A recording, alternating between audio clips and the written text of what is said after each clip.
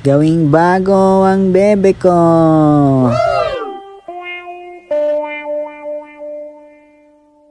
So ayun na nga mga Rops, tuyo na nga pala ang bebe ko na si hinirang mo. Kaya naman lalagyan ko na siya ng armor wax. So ito nga pala yung before niya guys. Medyo makupas-kupas na nga pala yung black niya guys. Yung kanyang dashboard, pati ang mga play rings. So dito guys, pumasok nga pala muna ako sa bahay. At nandito si Thunder, si Hero, at saka si Hogan.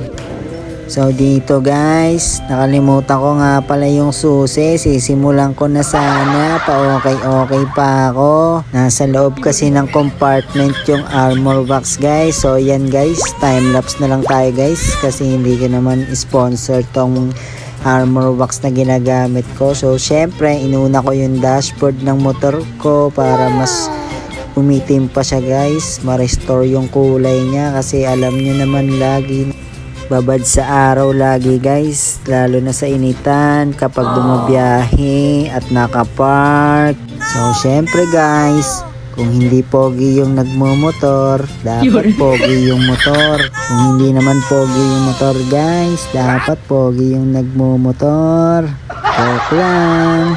So dito mga Rops, kinuskus yung mga playrings ng aking motor para ma-restore na ulit siya at magmukhang bago. Para syempre guys, complete package tayo. Wow! Pogi na yung motor, pogi pa yung nagmumotor. Dito mga Rops, malapit ko na nga siyang matapos. Pinunasan ko na rin yung kanyang tangke para magmukhang bago.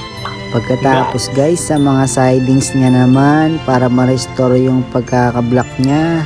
Dito naman ako sa kabila. So ayun mga Rops, tapos ko na nga pala siya at ito naging resulta niya. Hey, napakaangas. Para sa kaalaman nyo nga pala mga Rops, since 2017 pa nga pala tong motor ko. At sa kabutihang palad, hindi pa nga pala ako binabangga nito o sinisemplang kahit isang beses. Halos naikot ko na nga rin pala ang Manila mga Rops.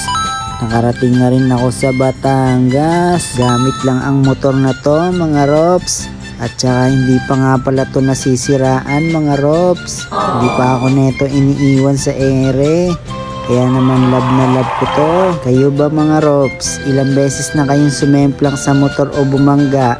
Comment nyo nga dyan. Kasi pag bumabiyahe ako mga Rops, ingat na ingat ako.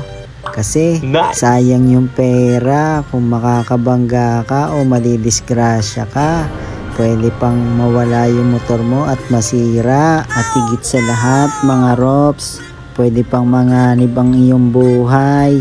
Hindi mo masasabi kung ma-hospital ka lang o mamamatay ka. Kaya naman isa lang ang mapapayo ko sa inyo mga ka-riders. Drive safe lang po tayo lagi. Palagi nating isipin na may nag-aantay sa ating tahanan na pamilya sa ating pag-uwi. Kaya naman hanggang dito na lang mga Rops. Salamat sa panonood. Mag-iingat kayo palagi. Huwag niyo na rin po kalimutan mag-subscribe, like and share at mag-iwan ng comment. Paalam!